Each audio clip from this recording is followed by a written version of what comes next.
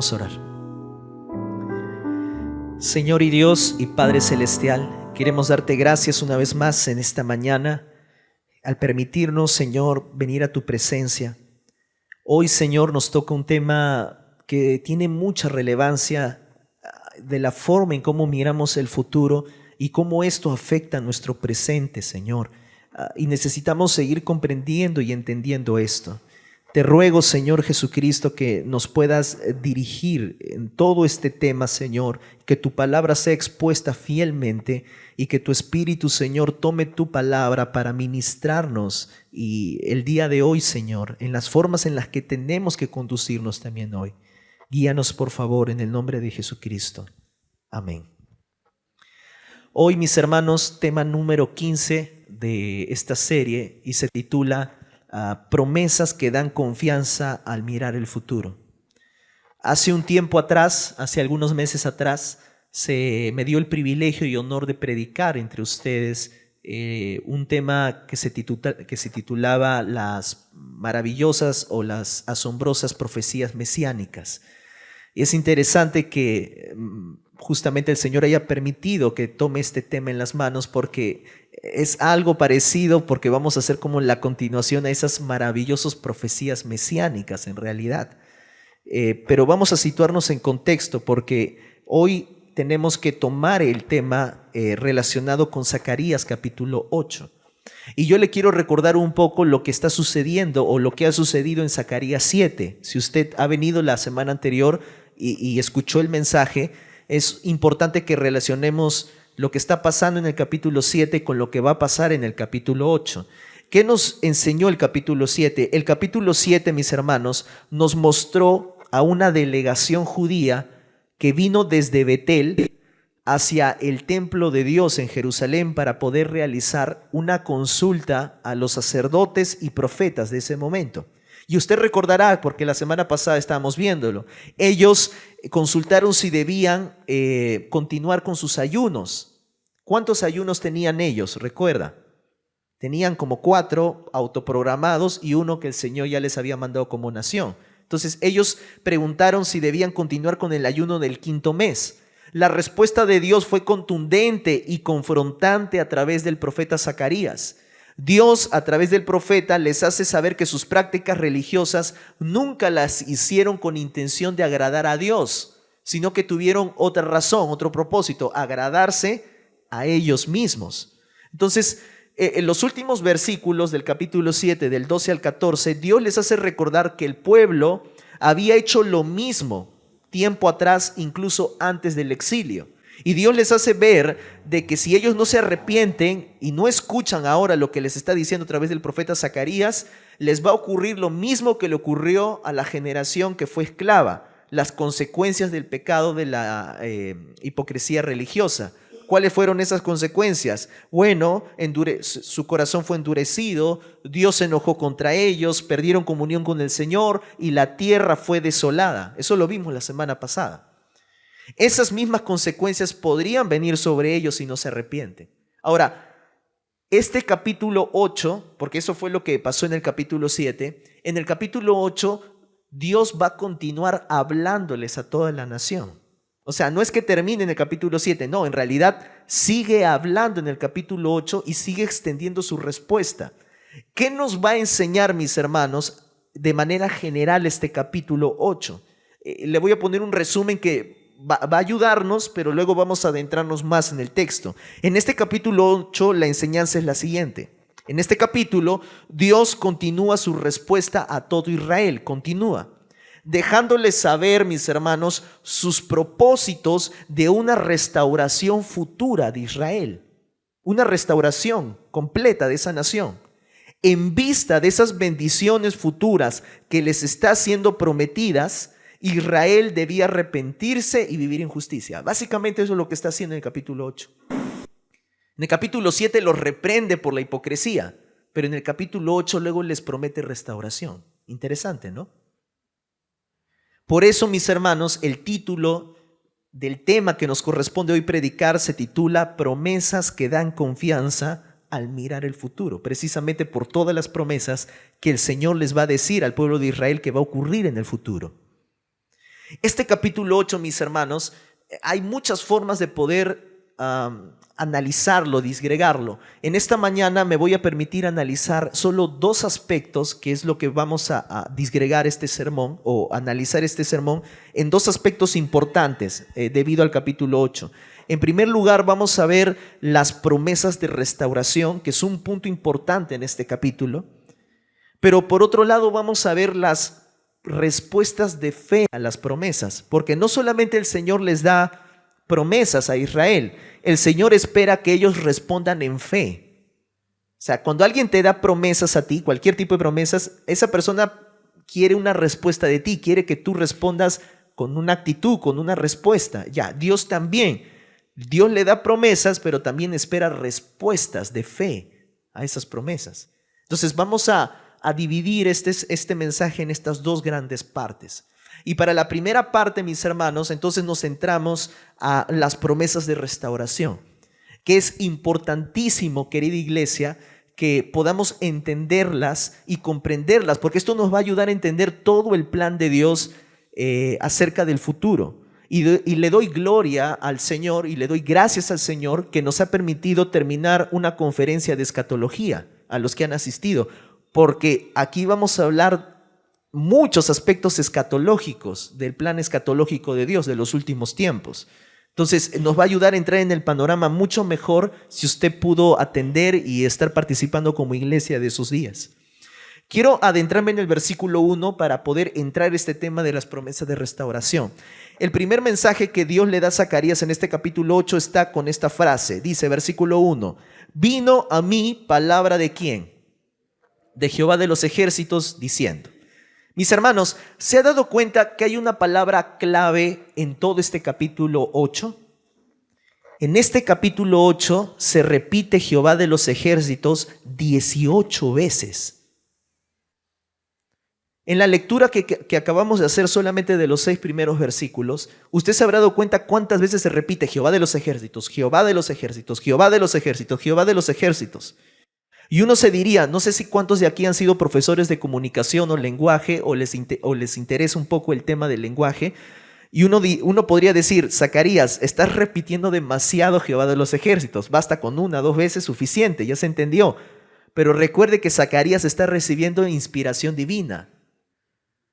No es que Dios esté equivocando en el lenguaje repitiendo tantas veces Jehová de los ejércitos, es Dios, mis hermanos, de manera adrede, repitiendo su nombre varias veces en este capítulo. A todos los que estudiamos la Biblia, a todos los que hacemos un estudio bíblicamente, uno sabe que cuando se repite una palabra tantas veces en la Biblia es porque es una palabra clave. No es casualidad que Dios repita en su palabra una y otra vez Jehová de los ejércitos, Jehová de los ejércitos. Ahí hay algo que el Señor está comunicando. Mis hermanos, ¿qué significa Jehová de los ejércitos? En el hebreo, mis hermanos, Jehová de los ejércitos significa Jehová Sebaot.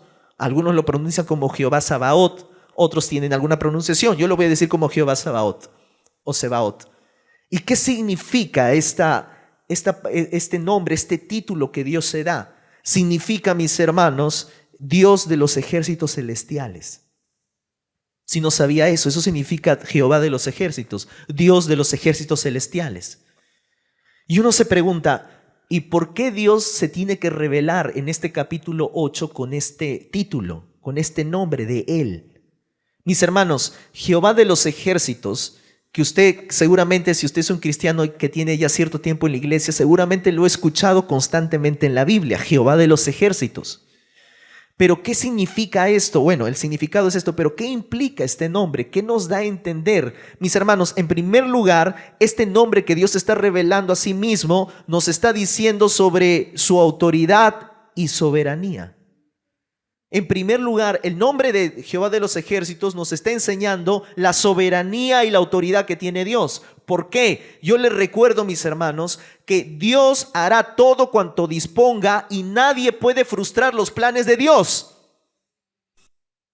Amós 4:13, ya cuando usted lo estudie en casa, usted va a darse cuenta que no hay nadie, absolutamente nada en el universo que puede oponerse a su voluntad. Dios hace todo cuanto quiere y nadie se opone a la mano del Señor. Es su voluntad. Él es soberano, Él es Jehová de los ejércitos. Por otro lado, Dios es quien gobierna todo el universo, pero también gobierna las huestes espirituales como los ángeles. O sea, Dios no solamente está en control de toda mente la tierra, de lo material, Dios también reina sobre el campo espiritual, sobre los ángeles. Y eso nos lo enseña Primera de Reyes 22:19. Pero también la palabra de Dios nos enseña que Él va a venir a gobernar a través de la persona de Cristo físicamente sobre la tierra en su segunda venida, según Apocalipsis 19. Entonces Jehová de los ejércitos nos está diciendo, mis hermanos, que Él tiene una voz de autoridad. Y esa voz de autoridad es la voz que se va a cumplir y no hay nada que pueda impedir sus planes. Él gobierna sobre la tierra, gobierna sobre las huestes espirituales y Él viene a gobernar sobre la tierra. Ese es Jehová de los ejércitos. Pero por otro lado, el nombre de Jehová de los ejércitos nos recuerda también otra cosa importante, otro aspecto importante de su persona. Y nos permite ver también su protección y su victoria, por otro lado. ¿Por qué? Porque Jehová de los ejércitos, mis hermanos, nos hace recordar que Él es quien pelea para dar victoria a su pueblo y lo protege. Isaías 31:5, ya para que lo revise en casa nuevamente. Fíjese, mis hermanos, cada vez que Dios dice que es Jehová de los ejércitos, siempre lo dice en función también en que Él protege a los suyos. Ninguna victoria que tuvo Israel en las batallas que usted ve en la Biblia, ninguna batalla ellos mismos podrían decirse yo gané con mi fuerza. No, todas las peleas, todas las batallas imposibles que ganó el pueblo de Israel fue por manos del Señor. El Señor peleó por ellos. Él es Jehová de los ejércitos, le dio victoria y los protegió.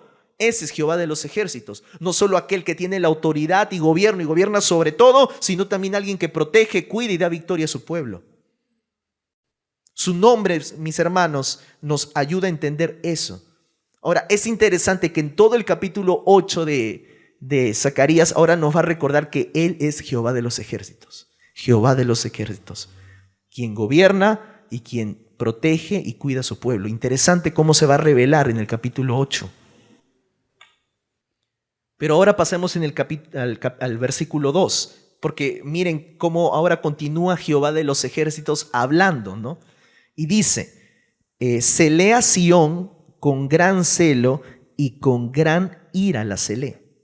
Es interesante, mis hermanos, que el Señor les deja saber una realidad que Él cela a Sión. ¿Quién es Sión aquí? Sión es otra forma de llamar a Israel, al pueblo escogido del Señor. ¿Ok? Cada vez que tú encuentras aquí contextos como Sión, yo celé a Sión, está hablando del pueblo de Israel. Yo celé con gran celo a Israel y con gran ira la celé. Ahora, uno de los aspectos muy importantes que hemos visto también ya como iglesia es el aspecto del celo de Dios. Usted sabe que Dios es un Dios celoso, ¿verdad? Pero tenemos que recordar una vez más qué significa ese celo, qué significa que Dios cela. Le pongo una definición. Recordemos que el celo de Dios es diferente al del ser humano.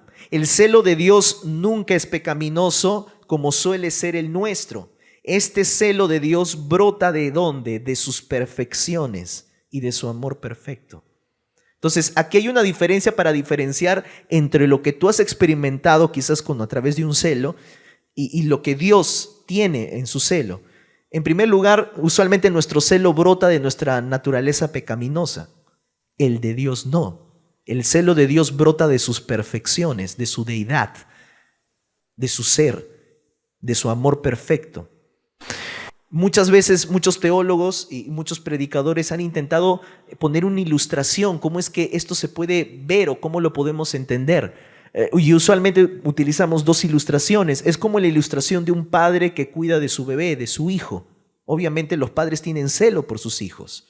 En el sentido, por ejemplo, usted es una madre que tiene a sus bebés todavía aquí en brazos.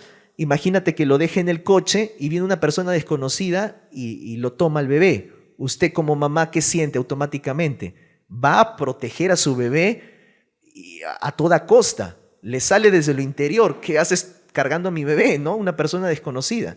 ¿Qué siente la madre cuando alguien carga a su bebé a alguien que no conoce, que es desconocido? Celos. Y es un celo que es legítimo, ¿no? Para protección de su propio hijo o hija. Otra ilustración que usualmente ponemos es la ilustración de los esposos también. Por ejemplo, el esposo que viene una persona extraña, un hombre extraño, a coquetear con su esposa. Todo esposo que quiere cuidar su pacto matrimonial, obviamente no va a permitir que nada afecte el pacto que han hecho delante del Señor. Si hay una persona extraña que quiere quebrar ese pacto matrimonial, obviamente va a sentir celo en el sentido de cuidar su protección matrimonial de su relación. Esa es otra forma de ver el celo, como cela el Señor. El Señor cela de esa manera, mis hermanos. Por eso cela Sión, cela al pueblo de Israel. No es la primera vez, mis hermanos, que en realidad el Señor les está diciendo que Él cela.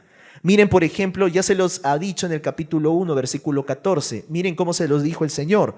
Y me dijo el ángel que hablaba conmigo, clama a mí diciendo, así ha dicho Jehová de los ejércitos, celé con gran celo a Jerusalén y a Sión. O sea, el Señor ya les ha dicho que los ha celado.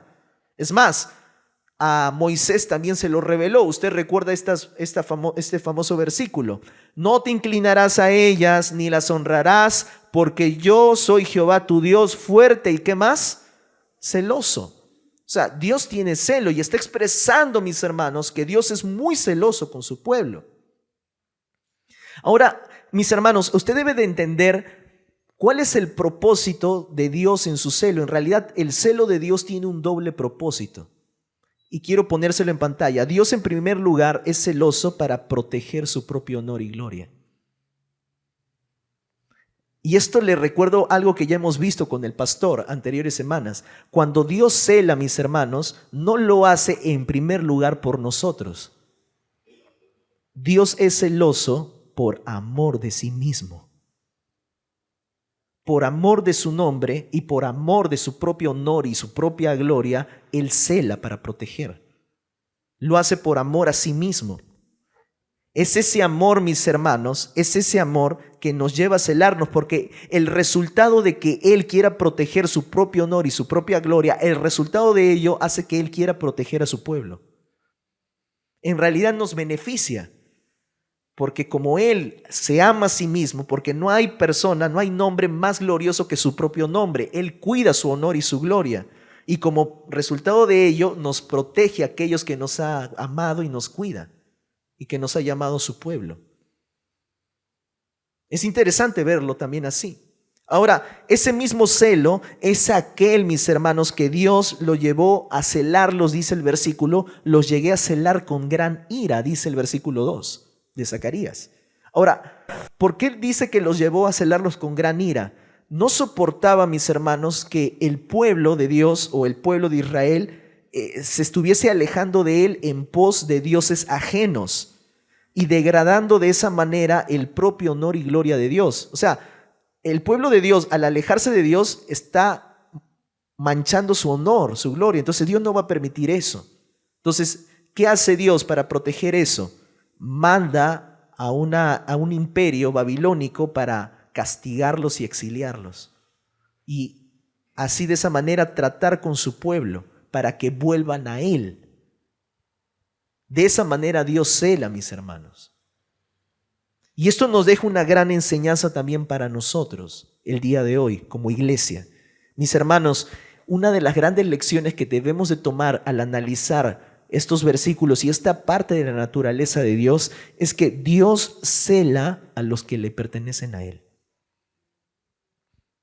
Hermanos, Dios cela porque Él tiene amor a su propio nombre, a su propio honor, su propia gloria. Y déjame decirte algo más. Dios expresa su atención amorosa por sus hijos a través de su atributo, de su celo divino, por el cual Él nos protege. Incluso la experiencia amarga de la disciplina evidencia su celo y su cuidado paternal. Si tú eres un hijo de Dios, creyente, y Dios te ha comprado por la sangre preciosa de Cristo, Dios es celoso con los que le pertenece. Y Él va a proteger su honor y su propio nombre y su propia gloria, y no va a permitir, mis hermanos, que algo lo degrade. Va a ser celoso contigo. Él no te quiere en pos de ningún Dios ajeno. incluso va a permitir disciplina sobre tu vida para cuidarte. En realidad el celo de Dios nos beneficia, nos bendice mucho. Pero hay de aquel también que lo provoca eso, ¿no? Mis hermanos, es ese Dios celoso que se está revelando al pueblo de Israel. Él es Jehová de los ejércitos, pero también es un Dios celoso que los ha celado bastante a Israel. ¿Y qué les va a prometer? Porque si es celoso, les va con su pueblo, y Él es Jehová de los ejércitos que cuida, da victoria, es soberano y tiene autoridad. ¿Qué promesas ahora les va a dar revelándoles esto a Israel en el capítulo 8? Y por favor, espero que esté muy atento porque lo que vamos a decir es algo muy importante. Aquí te viene la primera promesa que les revela Jehová de los ejércitos, el Dios que los ha celado. Miren la primera promesa que les da a Israel. Les dice, así dice Jehová, yo he restaurado a Sión y moraré en medio de Jerusalén, y Jerusalén será llamado ciudad de verdad, el monte de Jehová de los ejércitos, monte de santidad. Nótese, mis hermanos, la primera promesa que el Señor les hace al pueblo de Israel. Esa promesa que el pueblo recibe de Él es que Dios mismo le dice que los va a restaurar. Los va a restaurar. E incluso Él mismo va a morar en medio de Jerusalén. Es una promesa que el Señor les da. ¿Esto acaso se ha cumplido? Es una promesa que ya se ha cumplido. Dios ya ha venido a morar en medio de Jerusalén, ya ha restaurado completamente Israel. Obviamente podemos decir de manera en el sentido común, podemos decir que esto evidentemente no se ha cumplido. Es una profecía mesiánica que no se ha cumplido en toda su magnitud. Dios todavía no se ha manifestado en toda su plenitud para venir a morar en medio de Jerusalén, a reinar en medio de ella.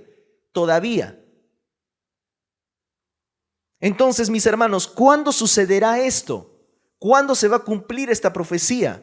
Porque es una profecía del futuro.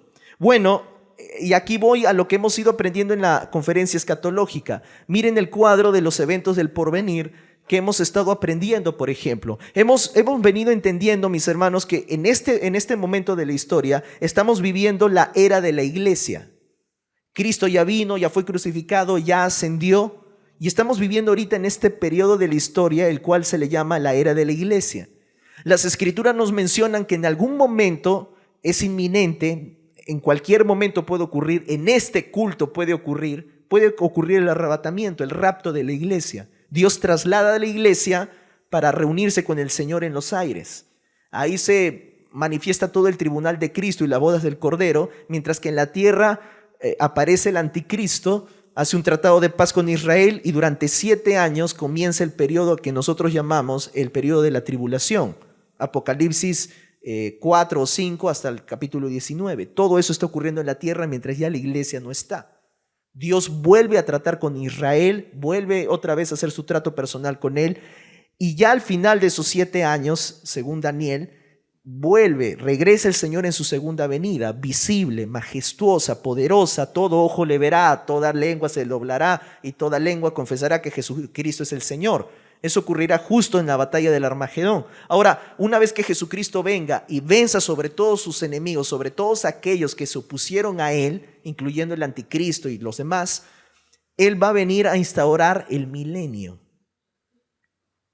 ¿Qué es el milenio? El milenio, mis hermanos, es un periodo de la historia en la que la Biblia nos menciona que Jesucristo va a venir a gobernar literalmente sobre la tierra. Y va a venir a gobernar específicamente sobre Jerusalén. Siguiente, por favor.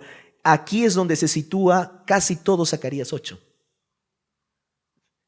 Todo lo que Dios está prometiéndole en Zacarías 8 nos está mostrando en realidad lo que Dios va a hacer en ese periodo del futuro, en el milenio. Y les está prometiendo 2 cosas en el versículo 1. Les está prometiendo que Dios en ese periodo restaurará a Israel por completo. Y número 2, Cristo, como Dios, como Él mismo se dice, Jehová, vendrá a morar sobre medio de ti, va a venir a gobernar en medio de Jerusalén. Entonces, eso es lo que Dios les está prometiendo en este versículo 1. Entonces, Mis hermanos, aquí es muy importantísimo porque es que la Biblia nos menciona que Cristo va a venir a gobernar sobre la tierra en el futuro, el milenio.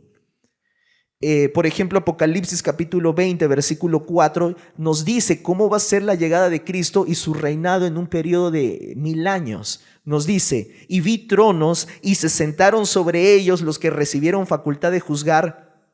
Vi las almas de los decapitados por causa del testimonio de Jesús y por la palabra de Dios, porque en la tribulación muchos van a ser muertos, se van a convertir, pero los van a matar. Bueno, ellos van a ser resucitados también.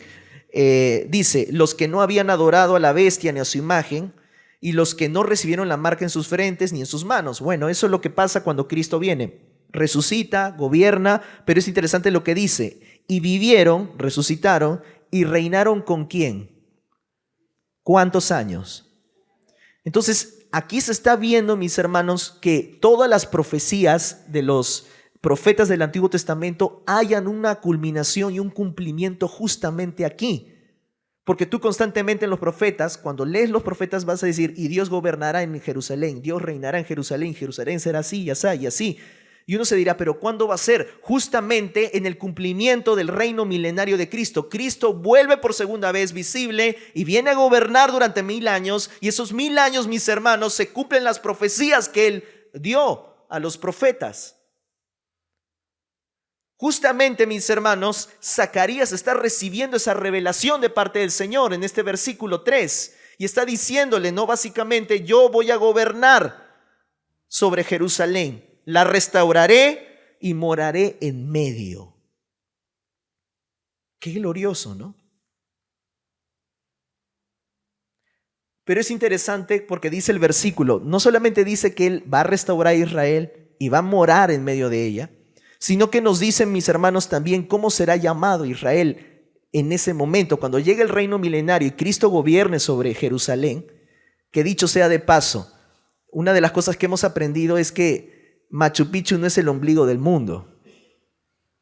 En realidad es Jerusalén. Porque cuando venga Cristo no va a venir a Cusco. No va a venir ahí. ¿Dónde va a venir? A Jerusalén. Ahí va a reinar. Por eso que es tan importante ese lugar. Y cuando llegue ese momento en el que Cristo vuelva, instaure su reino en el milenio, Jerusalén va a ser llamada con 2 títulos. ¿Cuáles son esos 2 títulos? Ciudad de verdad y monte de santidad. Interesante cuáles son los atributos que se le da a Jerusalén en el reino del milenio de Cristo. ¿Saben por qué? Porque el día de hoy, mis hermanos, no se puede decir de Jerusalén que es una ciudad de verdad.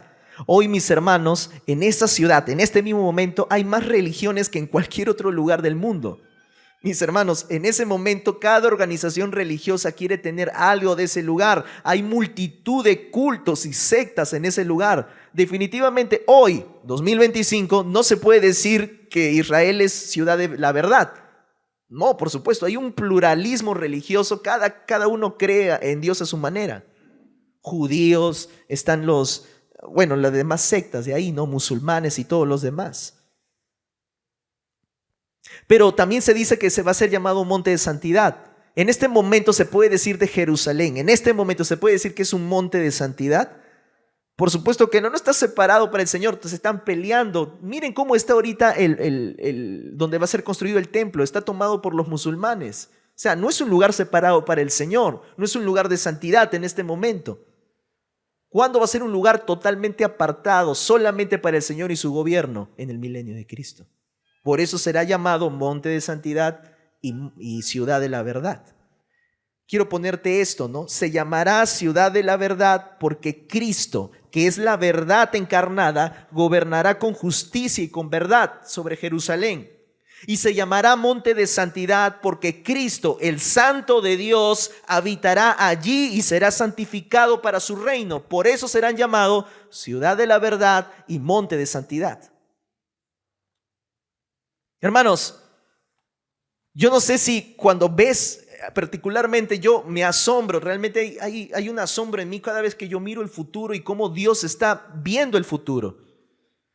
Y cómo nos revela, está revelando a Zacarías el futuro. Pero, ¿qué de relevancia entonces tiene saber esto de lo que Cristo va a hacer en el futuro, ¿qué relevancia tiene para hoy nosotros como iglesia? Mis hermanos, Dios nos está mostrando cómo va a ser el reino milenario de Cristo. Los judíos, en ese momento que apenas están reconstruyendo el templo, porque recuerda que en Zacarías 8, los judíos están reconstruyendo, están volviendo las manos a las obras, ¿no? Y Dios en medio de eso les hace ver un vistazo de lo que Él va a hacer en el futuro, para alentar sus corazones y el nuestro también en este tiempo.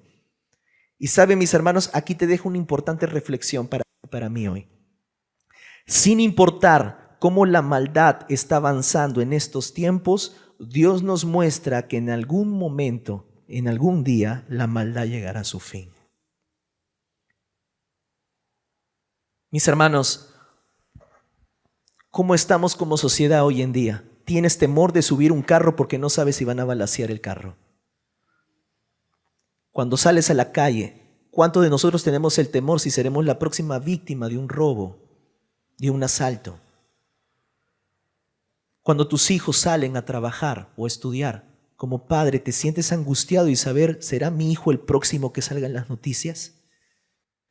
Y siempre estamos en la angustia de la maldad. Vemos las noticias y vemos todas las cosas que están sucediendo en el mundo, las guerras, los conflictos, la contaminación, y vemos como que a veces hasta la conclusión de decir, este mundo está podrido, uno dice.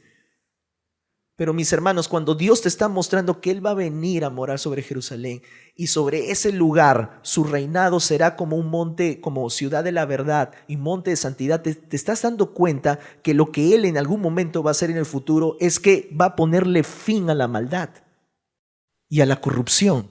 Va a ponerle fin, mis hermanos, a todo el sistema corrupto, tanto en el corazón del hombre como en los gobiernos, porque Él mismo va a gobernar. No va a venir a gobernar tal fulanito o tal persona. No, Él mismo vendrá a gobernar a través de la persona de Cristo Jesús, Dios encarnado. ¿Esto no alienta su corazón? Quizás hoy, mis hermanos, en estos tiempos, podemos ayudar y tratar de que las cosas, el mal no siga preservando, porque somos sal de la tierra también, ¿verdad? Pero usted sabe también como yo y las escrituras, si usted es un buen estudiante de las escrituras, usted sabe que la maldad va a crecer. Y va a crecer a tal manera, mis hermanos, que en algún momento el anticristo va a aparecer con un mensaje de paz al mundo. Y va a ser necesario que todo eso acontezca. Pero usted debe de entender también como yo en este tiempo, que en algún momento Dios ha prometido, yo le voy a poner fin a la maldad. Mi gobierno va a ser un gobierno que tenga justicia y santidad. Esta ciudad será llamada ciudad de la verdad y monte de santidad. Mis hermanos, el futuro ya está seguro en las manos del Señor. ¿Y cuántos se alegran por ello? El futuro ya está seguro, hermanos. En el gobierno de Cristo, usted podrá disfrutar de todo aquello que los profetas profetizaron. Ya no tendrá que aguantar todo lo que está viendo el día de hoy sus ojos. Llegará ese momento y eso debe de alentar su corazón y el mío también. Segunda promesa que el Señor les hace, porque esta es la primera nada más. Uno dice, Señor, con esta primera suficiente, ¿no? Pero el Señor continúa y hay una promesa más. Versículo 4 al 6, dice el profeta Zacarías, así ha dicho Jehová de los ejércitos, aún han de morar ancianos y ancianas en las calles de Jerusalén, cada cual con bordón en su manto por la multitud de los días. Es interesante. Quiero detenerme aquí en la lectura porque es interesante lo que menciona. Nuevamente, Zacarías está recibiendo la revelación de lo que va a ocurrir en el milenio, cuando Cristo venga a gobernar sobre Jerusalén. Y es interesante que dice que los ancianos estarán ahí, en esa ciudad. Hermanos de la tercera edad, la palabra dice que los ancianos morarán en Jerusalén. Y es más, estarán tan ancianos que dicen que van a tener bordón, es decir, van a tener bastón por la multitud de los días. ¿Cómo es eso posible, pastor? Yo pensé que iba a llegar ya con cuerpo resucitado y glorificado. Claro, la iglesia, recuerde que esto es una promesa que se lo está dando a Jerusalén. La iglesia vamos a venir al milenio en el segundo regreso de Cristo con cuerpos glorificados. Muchos comentaristas mencionan que en realidad hay personas que van a venir al milenio de Cristo con cuerpos mortales, han sobrevivido a la tribulación y que van a ingresar todavía al milenio con cuerpos. Por eso que van a todavía experimentar el paso de la vejez. Pero esto nos dice algo muy interesante acerca del milenio de Cristo. No sé si se ha puesto a meditar en esto, y se lo pongo en pantalla. Volverá la longevidad de los años en el milenio. Usted recuerda, por ejemplo, Génesis capítulo 1, 2, 3, 4, 5, 6, ¿cuánto tiempo vivían las personas? Vivían 600, 700, 800 años. En el milenio de Cristo, la tierra va a sufrir un cambio por la gloria del Señor y su manifestación gloriosa. La longevidad de los años volverá en el milenio de Cristo. Por eso dice el versículo que habrán ancianos de tantos años que todavía estarán andando en medio de Jerusalén. Miren lo que dice, por ejemplo, Isaías 65, 20, hablando del milenio de Cristo. O sea, Isaías recibe la revelación del Señor, cómo van a ser los días en el milenio. Dice, no habrá más allí niño que muera de pocos días. Interesante. Ni viejo que no cumpla sus días. Porque el niño morirá de ¿cuántos años? Interesante. ¿Qué te está diciendo esto? Te está diciendo que va a volver la longevidad. Los años van a volver como al principio en el gobierno del Señor. Es interesante que en el reino de Cristo, mis hermanos, los ancianos tendrán lugar para esa ciudad. Los ancianos tendrán un lugar. No se les va a poner en un asilo. Ellos estarán seguros allí, habitando allí, en medio del gobierno del Señor. Pero la segunda parte de esta promesa dice, no solamente van a morar los ancianos, siguiente por favor, dice, y en las calles de la ciudad estarán llenas de ¿quiénes? De muchachos y muchachas que van a jugar en ellas. ¿Quiénes son esos muchachos y muchachas? Los niños. Es decir, mis hermanos, el texto también te dice, siguiente por favor, el texto también te está diciendo que en el reino milenial habrá seguridad y paz. Porque dicen que los muchachos, los niños van a jugar allí. Pregunta, estamos en un contexto metropolitano, en ciudad. Dígame, el día de hoy, usted como padre, ¿dejaría que su hijo jugara en las calles de la ciudad así nada más, sin supervisión? El día de hoy, ¿cuántos secuestros hay a los niños? ¿Cuántos peligros los niños? Uno se preocupa, dice, mi niño lo dejo jugando. Antes era así, ¿no? Antes los padres podían, bueno, ya juegan con tus amigos en la calle. Pero hoy en día, mis hermanos, existe tal preocupación. Los niños no pueden jugar en las calles. El peligro de que los secuestren, los violen, hasta vendan sus órganos, qué sé yo, tantas cosas horribles que el día de hoy se ven. Pero en el gobierno de Cristo, los muchachos y las muchachas van a poder jugar en medio de la ciudad. ¿Y eso qué te está diciendo? Hay seguridad y hay paz en el gobierno de Cristo. Es interesante todo lo que el profeta está mencionando ahí. Mis hermanos, ¿qué aplicaciones tiene esto para nuestras vidas como iglesia? O sea, porque esto es lo que va a ocurrir con el pueblo de Israel en el futuro. Nosotros como iglesia estaremos con cuerpos glorificados en el milenio, pero ¿qué nos está enseñando esto? ¿Por qué el Señor permite que nosotros conozcamos esto de lo que va a ocurrir en el futuro? Bueno, nos enseña, hermanos, que lo asombroso del reinado de Cristo en el milenio es cuando Cristo gobierne o regrese, su gobierno sobre la tierra estará llena de verdadera vida, seguridad y paz. Es algo que el día de hoy no lo tenemos. ¿Quién puede estar absolutamente seguro y lleno de paz? Así te vayas a Holanda o así te vayas, no lo sé, a cualquier país que imagines que hay una seguridad alta, en toda ciudad, en todo lugar del mundo, el pecado está ahí y la corrupción del hombre. Pero en el gobierno del Señor, mis hermanos, usted estará ahí, porque si su iglesia viene a gobernar juntamente con Cristo, nosotros vamos a ver, mis hermanos, todo ello cumplido en el gobierno del Señor. Hay seguridad, paz y vida en su gobierno. ¿No le parece asombroso, iglesia? Por eso nosotros como iglesia decimos, ven, Señor Jesús, ven, regresa pronto. Vaya que sí, yo lo anhelo, mis hermanos. Tercera promesa. Yo con estas dos estoy feliz, pero el Señor continúa prometiendo más cosas a Israel y que nos hace ver cualidades del Señor. Versículos 7 y 8 dice: así ha dicho Jehová de los ejércitos, he aquí, yo salvo a mi pueblo de la tierra del oriente y de la tierra donde se pone el sol. Los traeré y habitarán en medio de Jerusalén y me serán por pueblo y yo seré a ellos por Dios en verdad y justicia. Dios les vuelve a ratificar, hermanos, que los salvará y los traerá en medio de Jerusalén. Pero aquí dice que los va a salvar de la tierra del oriente y de la tierra donde se pone el sol. ¿Qué significa eso? Miren, en muchos comentaristas bíblicos han mencionado que aquí el Señor se está refiriendo a que los va a salvar de la tierra de los babilónicos, o quizás se está refiriendo a que los va a salvar de la tierra de los asirios. Pero en realidad, mis hermanos, hay muchos otros comentaristas que mencionan el hecho que en realidad esta frase trata de expresar que Dios los va a salvar de un lado y del otro. Yo los voy a salvar de un lado y del otro.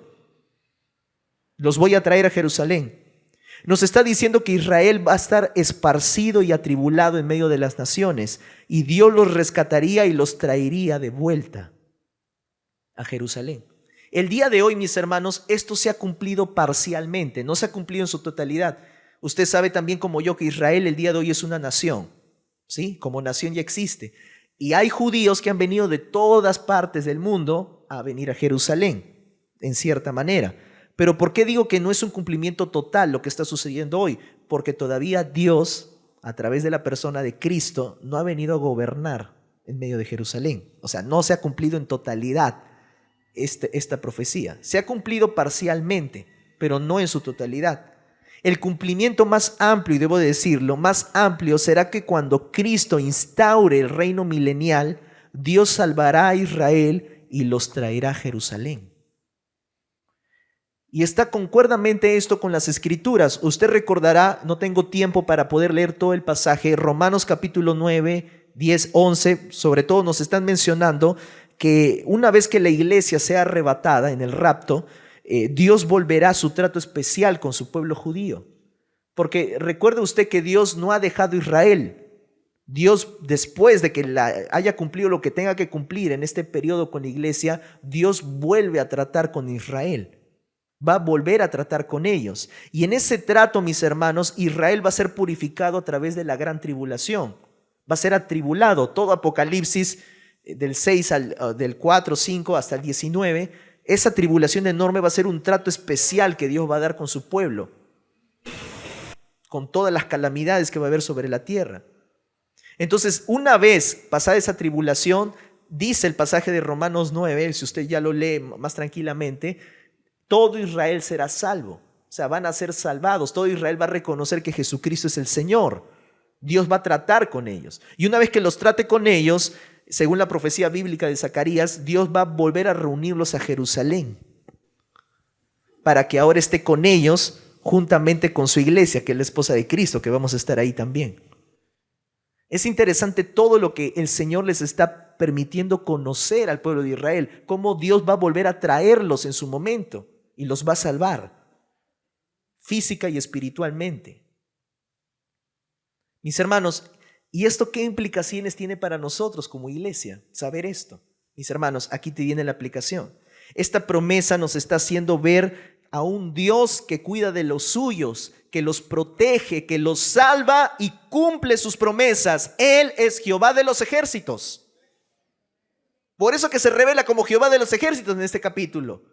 Porque todas estas promesas, ¿quién las va a cumplir? El Señor, porque los va a proteger, los va a cuidar, los va a salvar. Él tiene la autoridad para hacer todo esto. Él es Jehová de los ejércitos. Por algo se revela así el Señor en el capítulo 8. Mis hermanos, el tiempo no me daría más para explicarle todas las demás promesas, porque hay más promesas. Pero quiero ir, como diría el pastor Raúl Peña, a vuelo de dron, para poder mencionarles todas las cosas que sigue prometiéndoles. No voy a poder explicarles todo a manera exhaustiva como he hecho con los 3 primeros, pero miren todas las promesas que más el Señor le da a Israel en ese periodo del milenio. Dice en el versículo del 10 al 12, Leo desde el versículo 11, mas ahora no lo haré con el remanente de este pueblo como en aquellos días pasados, dice Jehová de los ejércitos. Habrá simiente de paz, la vid dará su fruto y dará su producto de la tierra y los cielos darán su rocío. ¿Qué te está diciendo aquí, Zacarías? Te está diciendo que Dios promete cuando llegue su reino, Él va a hacer que, y Él habita entre ellos, habrá paz, prosperidad y bendición. Toda la tierra será transformada. El rocío, dice, la vid dará su fruto, es decir, la tierra volverá otra vez a un momento de prosperidad y de bendición y de paz en el gobierno de Cristo. Otra promesa más en el versículo 13, sucederá que como fuisteis maldición entre las naciones, oh casa de Judá y casa de Israel, así os salvaré y seréis bendición. ¿Qué les está prometiendo el Señor? Les está prometiendo, mis hermanos, que cuando llegue ese momento del milenio, los judíos van a ser de bendición a todas las naciones. Ahorita, mis hermanos, los judíos son odiados. Y el odio al pueblo de Israel va a seguir aumentando. Usted no crea que va de repente los palestinos y todos los pueblos árabes que están ahí, o musulmanes, se van a amistar con Israel. No, el odio va a ser exacerbado y va a llegar un odio tanto, mis hermanos, un odio tal que los van a querer exterminar nuevamente. Pero así fueron ellos, el Señor les promete que en su momento todos ellos van a ser de bendición. Sigo leyendo más. El versículo 14 y 15, otra promesa. Así ha dicho Jehová de los ejércitos, como pensé haceros mal cuando vuestros padres me provocaron a ira, dice Jehová de los ejércitos, y no me arrepentí, así al contrario he pensado hacerles bien a Jerusalén y a la casa de Judá en estos días, no temáis. ¿Qué les está diciendo? El Señor les está prometiendo que va a hacer bien a Jerusalén. Y eso es lo que va a hacer, por eso va a ser llamada ciudad de la verdad, monte de la santidad. Israel, Jerusalén, mis hermanos, va a ser el ombligo del mundo. Ahí habitará Cristo, en su reino. Sigo leyendo. Otras promesas más que el Señor les da, versículo 21 al 22.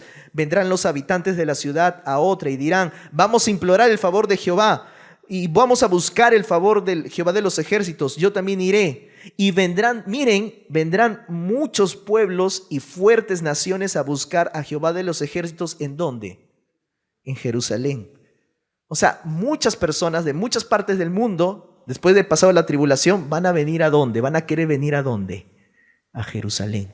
¿Para qué? Para buscar el favor del Señor, porque Cristo Jesús estará allí habitando.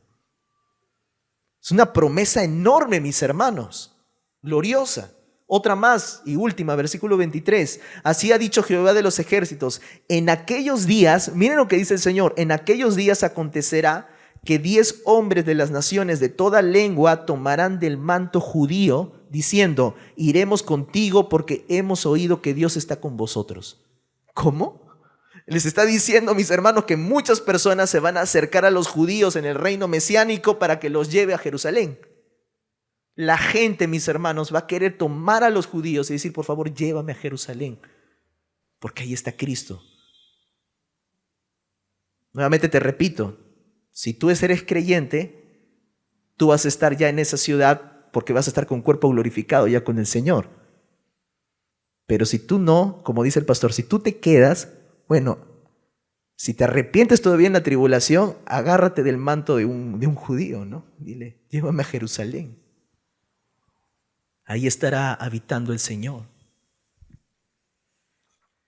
¿Qué aplicaciones, mis hermanos, tiene para esto el día de hoy? Trato de darle aplicaciones porque todo esto que estamos mirando al futuro debe también de tener una repercusión en nuestros corazones como iglesia hoy. Mis hermanos, cuando vemos todas estas promesas cumplidas, podemos observar algo. Escucha, cuando Dios viene a gobernar sobre un lugar, ese lugar es transformado. No sé si te has dado cuenta de la enseñanza. Ahorita Jerusalén no se puede decir que es monte de verdad, no se puede decir que es monte de santidad o ciudad de la verdad, pero cuando Cristo viene a gobernar sobre un lugar, manifestando su gloria y su poder, ese lugar, mis hermanos, es transformado por la presencia del Señor. ¿O no? Mis hermanos, aquí viene nosotros. ¿Acaso no ha ocurrido lo mismo para ti y para mí hoy? Mis hermanos, cuando tú recibiste al Señor Jesucristo en tu corazón como Señor y Salvador, ¿fuiste transformado o no fuiste transformado? Dice la palabra que tú y yo hemos sido hechos, ¿qué cosa? ¿Templos de qué? Ya fuiste transformado. Dios te transformó de las tinieblas a la luz admirable. O sea, todo lo que estamos viendo en estas profecías mesiánicas, hay un cumplimiento espiritual también el día de hoy para nosotros, porque el lugar donde Dios gobierna, lugar donde es transformado. Si Dios viene a morar en tu interior cuando recibiste a Cristo Jesús por la fe, entonces se supone que tú has sido transformado. Y si tú eres transformado, eres templo del Espíritu Santo. Eres un hijo de Dios, sacado de las tinieblas a la luz admirable. ¿Se cumple espiritualmente también este principio? Sí se cumple, pero ¿eres transformado? ¿Ya estás totalmente transformado? No, todavía no ha ocurrido eso. Es más, la palabra de Dios dice en 2 Corintios 3:18, nosotros los creyentes, ahora en la actualidad, todavía no ha cumplido el reino mesiánico, nosotros ahora, todos, con el rostro descubierto, mirando como en un espejo la gloria del Señor, dice, somos transformados ¿de qué? De gloria en la misma imagen por el Espíritu del Señor. Eso quiere decir, mis hermanos, que el día de hoy, a pesar de que no estamos viviendo todavía en esas épocas milenarias del Señor, lo que el Señor quiere hacer el día de hoy es seguir transformando tu vida. Él quiere seguir transformando tu corazón, seguir transformando tu carácter, tu manera de pensar, tu manera de hablar, tu manera de mirar la vida. ¿Para qué? Para que seas conformado a la misma imagen del Rey de Reyes, Señor de Señores, para que tu carácter sea como de Él. Pero eso, mis hermanos, es la obra de transformación que el Señor quiere hacer en nuestras vidas, en la tuya y en la mía. No dejemos, querida iglesia, no dejemos el proceso de transformación bajo el gobierno del Señor en nuestros corazones. Debemos de seguir disponiéndonos a que el Señor nos siga transformando. Te recuerdo, mis hermanos, que tú eres una obra de construcción todavía. Porque, ¿qué dice el Señor en su palabra? Filipenses 1:6, el que comenzó la buena obra, la terminará. ¿Cuándo? En el día de Jesucristo, en el día del arrebatamiento. Tú eres una obra todavía en construcción. Dios quiere seguir transformando tu vida, pero debes de seguir poniéndote ahí. Mis hermanos, después de haberle expuesto todas estas maravillosas promesas de restauración, que sí, tienen que ver con Israel, pero nos hacen ver a un rey maravilloso, nos hacen ver a nuestro Dios que cumple sus promesas, al Dios que tiene el control del futuro y que todavía sigue transformando nuestros corazones hoy. ¿No le parece asombroso todas estas promesas del Señor? Y todo lo que va a ocurrir en el futuro. Por eso el título de esta prédica era las promesas que nos dan confianza al mirar el futuro. Pero aquí viene la segunda parte. Ok, todo excelente, ¿no? Maravilloso. Me quedo de verdad viendo al Señor maravilloso, glorioso, cumple sus promesas. El Señor hará todo cuanto dice su palabra. Pero ¿cuáles son las respuestas de fe a esas promesas? Esa es la segunda parte. Porque el Señor no le da estas promesas sin esperar una respuesta a cambio. O sea, quiere ver una respuesta. ¿Cuáles son las respuestas que el Señor le pide al pueblo de Israel en este capítulo 8? Después de tantas maravillosas promesas. Es innegable, mis hermanos, quedarse asombrado, como le dije, después de tales promesas. Dios quería generar en el corazón del pueblo de Israel confianza al mirar al futuro. Quiero situarles un poco en el contexto otra vez, cuando Zacarías está dando todo esto. ¿El pueblo de Israel había terminado el templo o no? Todavía, pero ya otra vez estaban manos a la obra. Todavía no lo estaba terminado por completo. Manos a la obra. Pero ¿qué estaba pasando ya? Estaban actuando hipócritamente. Entonces ya hay un factor de peligro. ¿Y qué es lo que está viendo el Señor? Si el pueblo se mantiene así, en algún momento, así como lo hicieron en el pasado, van a volver a detenerse en la reconstrucción, van a volver a estancarse. Les voy a dar mis promesas de lo que va a ser en el futuro de ellos y de esa manera voy a alentar sus corazones. Ese es el propósito. ¿Cuál es uno de los primeros propósitos? Miren, Dios le da sus promesas por 3 razones. En primer lugar, Dios le da estas promesas al pueblo para alentarlos a esforzarse. ¿Dónde está eso, pastor? Mire versículo 9 y mire el versículo 13 de este capítulo. Mire, en primer lugar, el versículo 9 dice, así ha dicho Jehová de los ejércitos.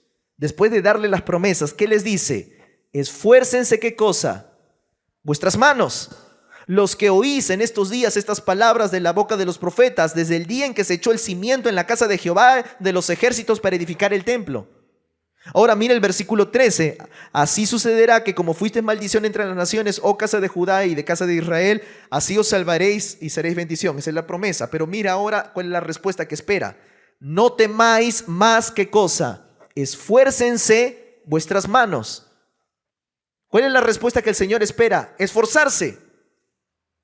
Ahora, ¿qué implica eso, mis hermanos? Miren, lo que Dios nuevamente les está diciendo es que Dios les muestra que las promesas de lo que realizarán en el futuro para que ellos no se desanimen y continúen el trabajo de seguir reedificando el templo. Ahí está el punto. ¿Por qué estas promesas que nos asombran? Dios quiere alentarlos para que no detengan la obra de reconstrucción. ¿Saben?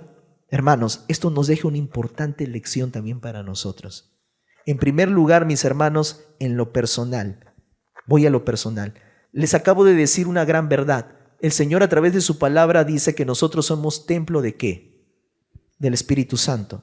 Eso lo dice en 1 Corintios 6:19. Dice, ignoráis que vuestros cuerpos, a los creyentes, es templo del Espíritu Santo, el cual está en vosotros, los cuales tenéis de Dios y que no sois vuestro. Y aparte la Escritura también dice que este templo que el Señor ha puesto ahora en nuestras vidas, en nuestros corazones por Espíritu Santo, ese templo tiene que crecer. ¿Sabía usted eso? Dice Efesios 2:21, en quien todo el edificio, hablando del creyente, bien coordinado, ¿qué tiene que ir? Va creciendo hasta convertirse ¿en qué? En un templo santo en el Señor. O sea, ya soy templo del Espíritu Santo, ya me recibí a Cristo, pastor. ¿Es suficiente? No, usted tiene que crecer. Y tiene que crecer de tal manera que llegue a ser un templo santo en el Señor. Tiene que seguir avanzando y creciendo este templo en su interior, hablando espiritualmente hablando. Muchas veces, mis hermanos, en muchas maneras, nuestro crecimiento espiritual se ha estancado en varios de nosotros. ¿Alguna vez ha percibido que su vida espiritual se ha estancado? Que es como si la construcción del templo que está en su interior se hubiese estancado, es como si se viera a los judíos del Antiguo Testamento cuando pararon la construcción, igualito se siente usted, no ha avanzado nada. Este año ya voy por terminar el año y mi relación con Cristo no ha mejorado. Los problemas continúan, mi carácter sigue siendo igual, la construcción del templo ha parado. No he hecho nada, pastor. Bueno, sí, muchas veces nos sentimos así, pero Dios, mis hermanos, nos está dando estas grandes promesas de restauración, grandes promesas de su venida, grandes promesas de su gobierno futuro. ¿Para qué? Para que en esta mañana usted como iglesia sea alentado en su corazón y diga, Señor, tú vendrás en gran gloria, tú vendrás en gran reino, yo estaré ahí posiblemente como iglesia, pero Señor, ¿para qué me das esto? Para alentar mi corazón. Y el Señor nos dice, continúa. No dejes estancarte espiritualmente, tienes que continuar, esfuerza tu mano en continuar la construcción del templo, la edificación de tu vida. No dejes de seguir edificado a través de la palabra. Hermanos, es por eso que tenemos los ciclos EBIT de la Escuela Bíblica y Discipulado. ¿Cuántas veces, a veces hasta yo digo, ya voy a dejar de decirles a la iglesia que se apunten, porque yo no debo estar detrás de los hermanos para que se apunten a sus clases bíblicas. Si usted está realmente comprometido en edificar el templo de su vida, usted lo va a hacer. Igualmente en sus devocionales, en su vida personal y como iglesia. La segunda aplicación, mis hermanos, aquí es en lo ministerial, para todos aquellos que estamos sirviendo al Señor. Querido hermano, servir al Señor muchas veces en un ministerio es desgastante. Extender su reino a veces puede ser muy frustrante. A veces hay creyentes con los cuales ministramos que son difíciles. A veces hay personas a quienes evangelizamos que no comprenden el mensaje.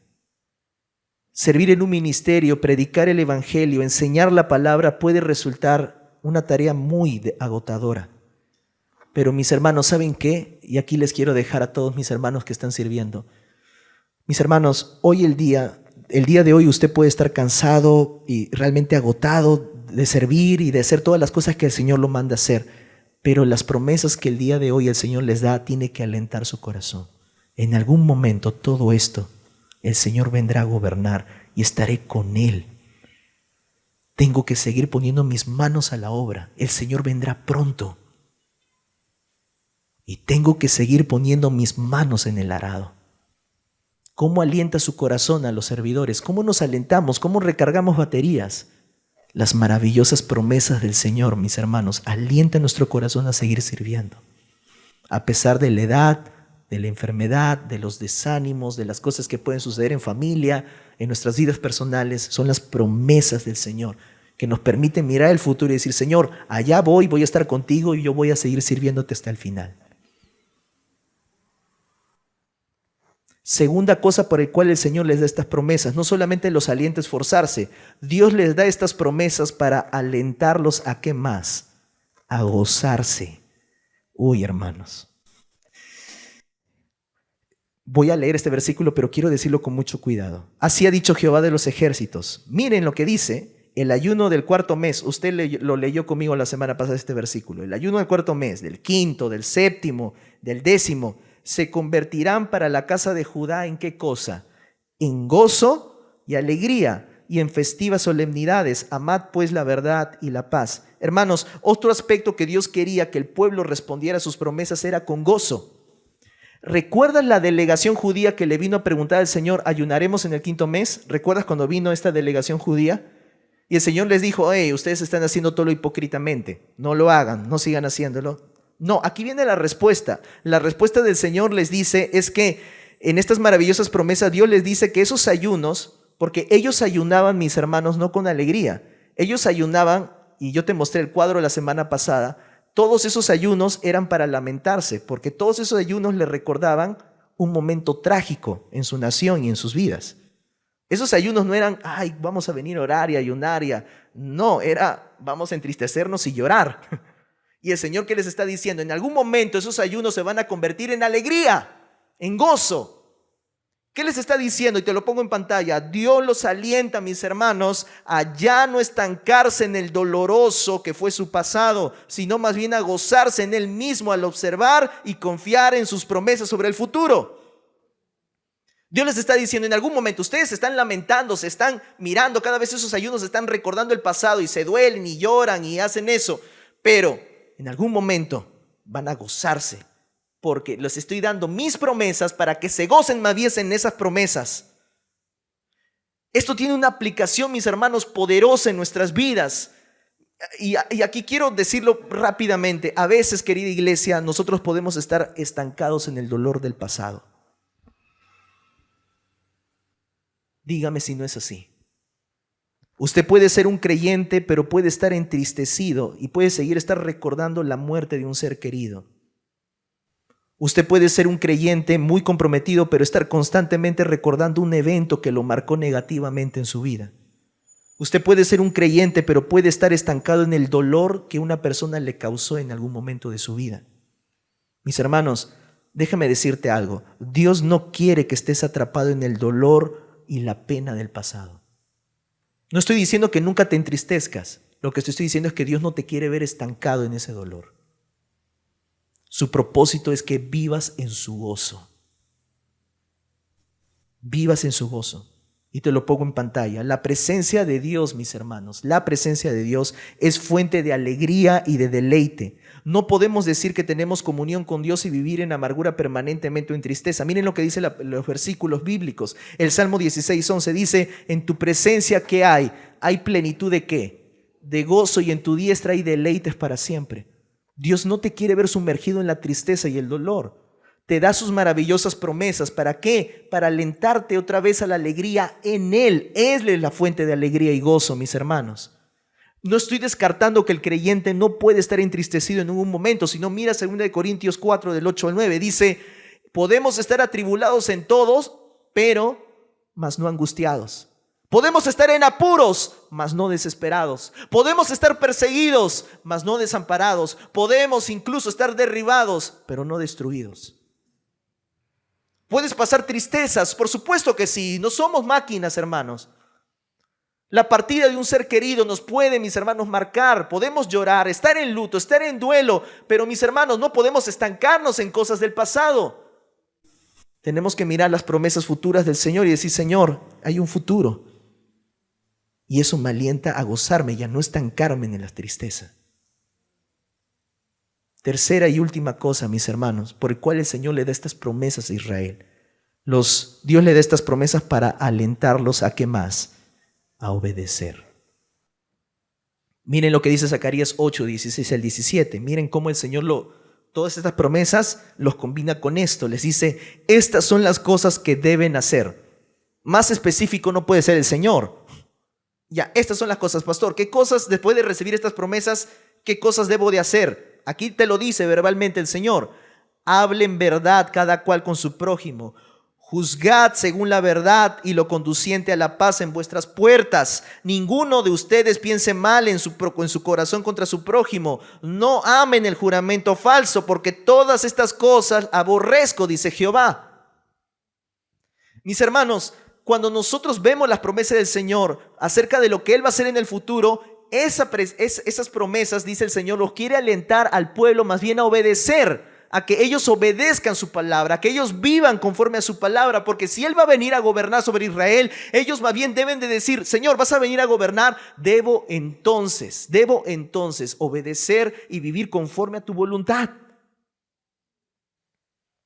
El principio para nosotros como hoy, como iglesia, es que también, mis hermanos, la promesa de un reino milenial no solamente es para Israel.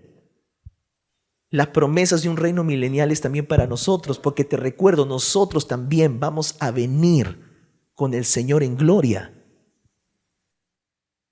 Entonces, hermanos, ¿qué es lo que el Señor quiere? Si hemos recibido promesas de un reino, entonces nosotros debemos obedecer al Señor con temor y temblor en nuestros corazones hoy. Miren lo que dice, por ejemplo, Hebreos 12:28. Dice, así que, miren, recibiendo nosotros un reino inconmovible, hemos recibido esa promesa también de ese reino, mis hermanos, tengamos gratitud y mediante ella hoy, actualmente, a pesar de que estas promesas son en el futuro, mediante ella hoy sirvamos al Señor, a Dios, agradándole con todo temor y reverencia. El Señor nos da estas promesas, mis hermanos, para alentarlos a obedecerle, a servirle y a hacer cuantas cosas, mis hermanos, estemos haciendo hoy. Pero estas promesas, mis hermanos, son las promesas del Señor. Entonces, ¿cómo va a mirar su futuro? Después de todo este mensaje, ¿cómo debería mirar el futuro? ¿Con incertidumbre? Con seguridad.